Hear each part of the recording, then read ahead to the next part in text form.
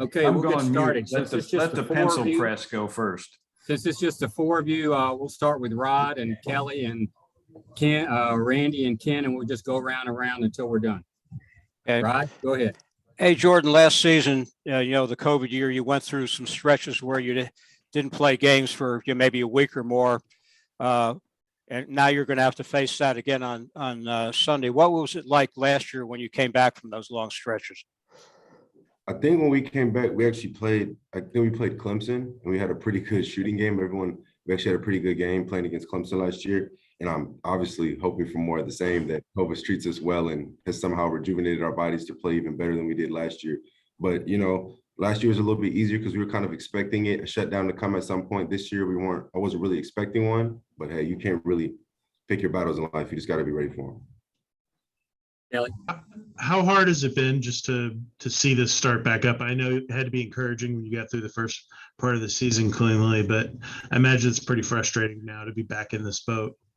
Yeah, it's honestly just, for lack of words, it's been super annoying, like just super, super annoying, super pesky. It's just every little thing, I think it was mostly because had some asymptomatic guys because the Omicron's not very strong. It was just, in your body, but you don't feel it. And so we just have to stop that from spreading. But it's just been super annoying when all we want to do is just play basketball and get some win string together so we can get our stride back going, get our rhythm back going. Ken, go ahead, and then Randy will be 4 on the totem pole. All right, Jordan, I'm just curious, since you last played, what have you been doing? Like, how have you tried to stay sharp and stay in shape?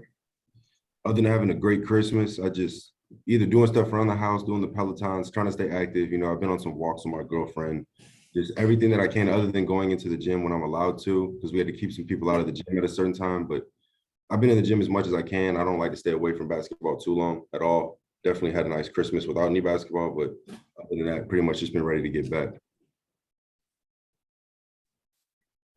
Randy, you got something? Yeah. What did, as far as conditioning and so on, as you say, very limited what you could do. But again, was last year kind of a way to go to school in that sense? Yeah, I'd say it definitely gave our maybe coaches around the country, I don't know other teams, but our coaches definitely had a pretty quick plan to put in place of how to get us in the gym and how to keep us training. And I kind of look at it when it's still like COVID's just kind of like a UFC fight. How you have to make weight. When you get back, it's really hard. You feel good training. You're super strong. All your videos look cool. But then when it's time to weigh in, they get kind of skinny and everyone's cutting down. And we just got to cut down and get back and get ready to fight again. We can't, we had about a week and a half of getting to make videos and show off. So we have to cut our weight back down and get ready to fight. Back to Rod. Jordan, you had a good shooting game against Georgia State. What have you been doing to improve your shooting beyond the arc? Just trying to stay consistent and trust my work. Having a game like that is just great for me. Just knowing how many hours I spend in the gym on being able to knock down my 3-point shot and having them fall is just, and it's not going into the next game forcing them thinking I'm Curry now. It's just playing within my game and just continuing to stick the ones that I have a chance to hit. So just trying to stay consistent with that would be huge for me. How much is it going to help? You guys have played actually probably the toughest non-conference schedule since you've been here. When you jump into league play now, I imagine you feel a little bit better prepared, having faced some of those teams and not necessarily jumping in the deep end of the pool suddenly. Yeah, absolutely. I think it's huge for us, especially with how we have a group of guys at the bottom that are younger, a group of guys that just came in that are younger with no experience, and then we had the guys last year that played for the first time D1 during COVID and didn't have the aspect of fans, didn't have the aspect of playing as many non-conference games. So I think having a bunch of quote unquote heavy hitters at the beginning was good for even our freshmen and good just as our team chemistry. Like I said in a couple of interviews, I want to continue to keep building our chemistry because I think we had it so tight last year. It's gonna, that happens in college basketball. People move in and out. So just continuing to build chemistry, and I think it's gonna have us right in stretch for this ACC conference play. Have you guys practiced yet as a team since you went on pause? Yes, full practice. We've had full practice.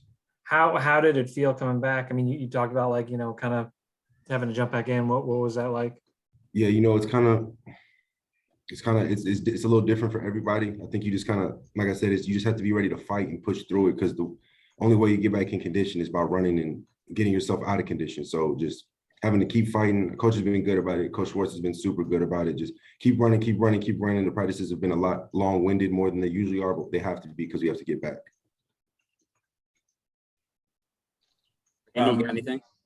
This might be hard to answer because days probably run together. I know they do for me now with this stuff going on sometimes, but how many days have you guys been back to practicing now? Today's Friday. Yeah. So this will be our third day with everybody back. And before that, we had probably 7 guys back. Gotcha. Where are you exactly? So yeah, third day full practice. Then before that, we had about 7 dudes practicing in very like small groups. Jordan, coach has been trying to find the right fit at the center position. Last game, you got a chance to see Jordan Mecca for an extended period of time for the first time. What did you see from him, and how was the chemistry with you guys with him on the court? Man, I loved exactly what he did. He's been waiting his turn. He came in the game. He did what we needed him to. I think he might have been mad he only got a 1 or 2 shot attempts up, but I thought he was the MVP of the second half. He came in, had screens hard, jumped up, showed his big chest at the rim, made shots hard, and he did exactly. He was a superstar in his role, as coach says. You have to star in your role, and he came in and gave us exactly what we needed. And he was my game MVP. And I've been texting him and telling him just keep playing with that same intensity and strength. That's what we need. You know, the 5-man can be a triple team. You come in, Sava's huge, Ronnie's strong, and then you come in with your athleticism. And you know what I'm saying? So I was just really happy for him to get some good minutes in and get some stuff rolling, get his confidence built. What's it like having, I guess, and trying to incorporate Bubba back into the lineup for you guys and kind of filling his role as you guys kind of are trying to build chemistry as you talked about? Yeah, I mean, it's definitely hard because we're a guard-heavy team. We have a bunch of guards, but I think Bubba's a veteran. He knows our offense probably better than anyone does. And, you know, I think he'll definitely get time, but just really is just getting him back in the flow of game. Because if the time that he's been out probably feels like a year, 2 years to him, you know, that stuff goes fast when you're not playing in a high level competitive aspect. But I think he'll be ready. He's going to keep listening to coach and listening to Rich on how many minutes he can play and just keep working back in. But I think he'll always be ready. He's a veteran. He plays hard. He can shoot. We need that. So I'm excited for him.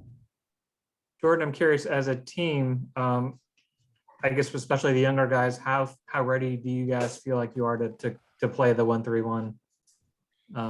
Yeah, I know it. Yeah, I think we're super ready, and it's a very principle heavy defense where it's kind of strange. You have to have a lot of energy, and sometimes with energy, it fogs your brain. I can be one to speak to that. It kind of fogs your brain, and you kind of just play with your energy and go as it goes.